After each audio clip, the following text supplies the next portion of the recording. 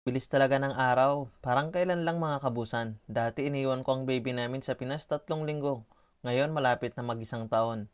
Ito talaga yung sad part ng pagiging OFW. Lumalaki ang anak natin na hindi nakakasama. Hindi nayayakap, nahalikan, hindi natin naaalagaan. Sa susunod na bakasyon pagbalik ng Pinas, malaki na ang anak ko. Sa araw-araw na nakikita ko sa video call ang anak ko, grabe ang homesick na nararamdaman ko. Ang hirap pala, lalo na't first baby namin. Kung dati, 4 na taon na hindi ako nakauwi, nung wala pa kaming baby, pero ngayon, iba pala sa feeling.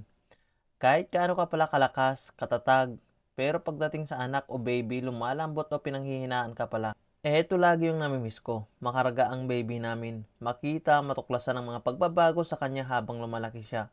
Ako kasi mga kabusan, hindi ko alam kung paano magiging ama dahil lumaki kasi akong maagang naulila sa ama. 2 taon pa lang kasi ako noong kinuha ang aming ama. Kaya sabi ko kay Mrs., ayaw ko maranasan ng anak natin kung ano yung naranasan ko na magkakalayo o malayo. Pero mabuti na nga lang ngayon kahit papano naiibsan yung lungkot kasi nakikita na sa video call, nakakausap. Pero iba pa din kasi kapag kapiling nakikita, nakakasama, at nagkakaroon kami ng bonding moments ng anak namin. Eto na nga siya ngayon, malaki na at good boy na ang baby namin. Ang bilis talaga. Nakakamiss, mas lalo akong excited sa araw-araw hanggang sa makita at makasama ko siya nga ulit.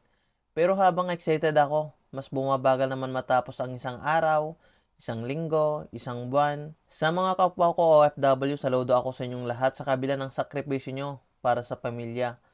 Simula naging OFW ako, madami akong natutunan. Natuto ako paano pahalaga ng pera na kinikita ko. Nakakaya ko lahat ng hirap na mag-isa. Natuto din ako dito kung paano magluto. Kung dati ay hindi ko alam at hindi ko din ginagawa.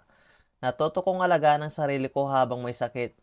Pero hindi ko din ito magagawa kung mahina ang determinasyon ko. Higit sa lahat sa gabay ng Panginoon. Salamat Lord sa biyaya at sa pag-iingat mo sa akin dito sa South Korea.